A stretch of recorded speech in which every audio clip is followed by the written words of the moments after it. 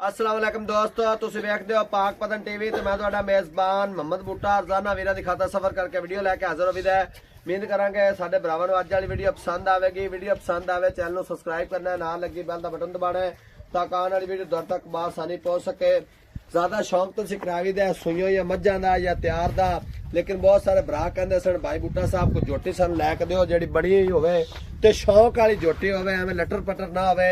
अज मेरा कैमरामैन जोटी विखावेगा पूरा शौकां वाली जोटी दे आर पार नस्ल जात मेरे वीरा वेखनी है। फैसला मेरे वीरां ते रह गया। जोटी दा अंग अंग वेखना है, पुट्ठा खुड्डा डाका बड़िया कमाल दियां, पोछल बरीक पतला जिवें डोर हुंदी है। जोटी दे बैक साइड तो गोल आदे वीरां नूं विखावांगा। गोल वेखने जिवें छुहारा लगा हुंदा। माशाअल्लाह माशाअल्लाह दा 1 मिनट आने चाहिए ने, क्योंकि असी लियारियां मज्जां दी या गबड़ां दी वीडियो लाने आ। ये भरावां दी फरमाइश ते असी जोटी विखाई है। मेरे वीरां नूं जेहड़े जोटी पसंद आवे साडे नाल राबता कर, इंशाअल्लाह आदे वीरां नूं जोटी लैके देवांगे। पूरी मझ बनी खड़ी है, कैमरे दे विच तखणी माशाअल्लाह। जोटी दी लाम कितनी है और चौड़ाई कितनी है, सीधी पधरी 3 नट दी गोली तरह, कोई कंड छाण नहीं बैठी हुई, कोई धुन्नी कोली दा नामो निशान नहीं। ताज इनू अगू मोड़िया जिंदा मुंह विखावना है, वहीं बाहर ही काट लो। किंगरी वाला सिंग लग्या और मोड़ के काठा दे लाई खड़ी है। डबल किंगरी, सिंगल नहीं। अंदरली साइड तो वेखना है, बाहरली साइड तो वेखना। किंगरी वाला जिन्हों सरिया वाले भी कई भरा कहते हैं पंजाबी च, किंगरी वाला भी गणींदा। माशाअल्लाह स्याह कालियां अखां जिवें नांग हुंदा है, मत्थे दे विच फुल्ली बुत्थी वेखनी, एक हत्थ जिहड़ी लम्मी और प्योर नीली दी छेड़ दी जोटी। माशाअल्लाह जोटी दी पशम वेखनी जिवें सोना बाख मारदा है, इस तरह पशम है। दरिया दे इलाके दी जोटी अल्लाह दे हुक्म नाल जेड़ा वीर लैगा अच्छे लफ्ज़ां नाल याद करेगा। जोटी दी लंबाई चौड़ाई वेखनी है और उत्ते पशम वेखना एवें चमकदी पई जिवें सोना चमकदा है। माशाअल्लाह अल्लाह पाक नजर बास बचाए, जेड़ा वीर लै जावे।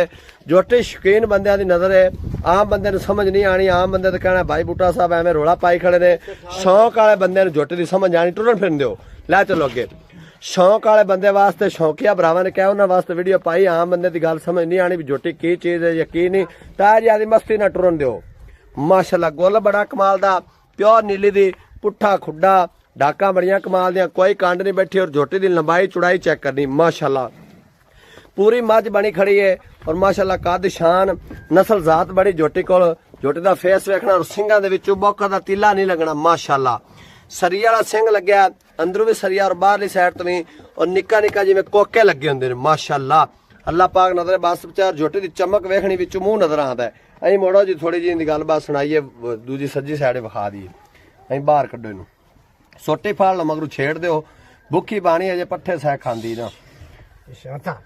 ये शौकीन भरावां दी नजर है, जेड़े बंदे शौक वाले ना अल्लाह दे हुक्म नाल जिन्ने महीनों दी चाचे दी गब्बन दसदे ने। अगू मौसम चंगी चांदी पीए और अल्लाह दे हुक्म नाल जेड़ा वीर लै गया अच्छे लफ्ज़ां ने याद करेगा। माशाअल्लाह जोटी दा कद शान नस्ल जात जोटी दी और माशाअल्लाह पूरे वड्डे जोड़ दी। दरम्याना कद नहीं, बड़ा वड्डा जोड़, फुल सैद वड्डी और माशाअल्लाह पूरी जोटी जिवें मझ बनी खड़ी। पर हो जा खानदानी जोटी, खच मच जोटी नहीं है, कोई धुन्नी कोली दा नामो निशान नहीं। मेरे भरा वेख लवे, ये नहीं भी तारीफ एवें कीती जाने आ।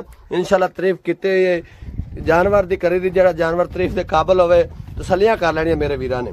पूरा आओ ताया जी टुरन फिरन दिओ, तुसीं गलबात सुनाओ इंदी। अस्सलाम वालेकुम जी।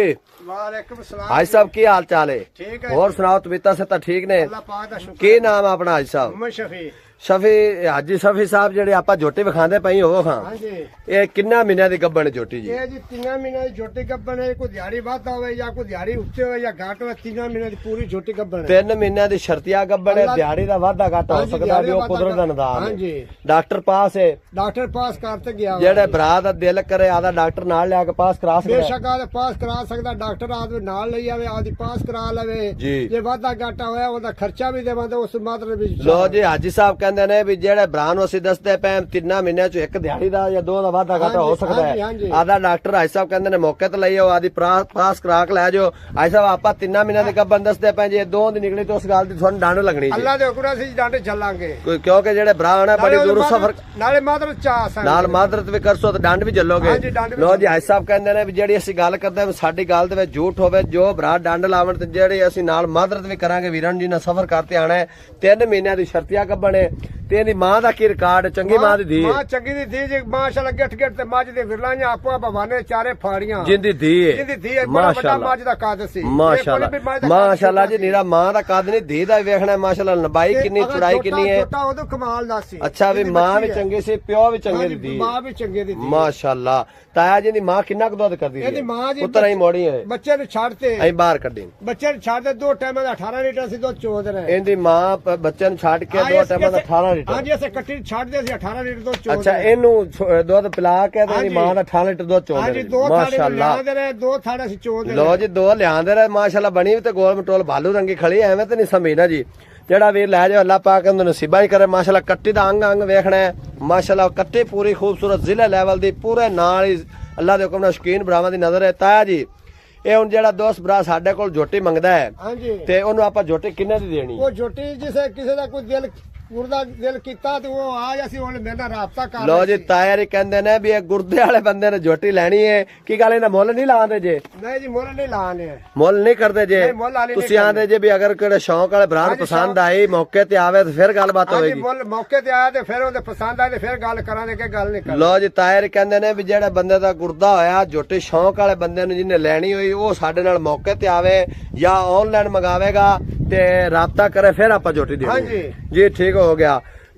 ਇਹਦੇ ਨਾਲ ਦਿਓ ਆਦੇ ਵੀਰ ਨੂੰ ਇਜਾਜ਼ਤ। ਅੱਲਾ ਨਿਗਹਿਬਾਨ। ਪਾਕਿਸਤਾਨ ਜ਼ਿੰਦਾਬਾਦ।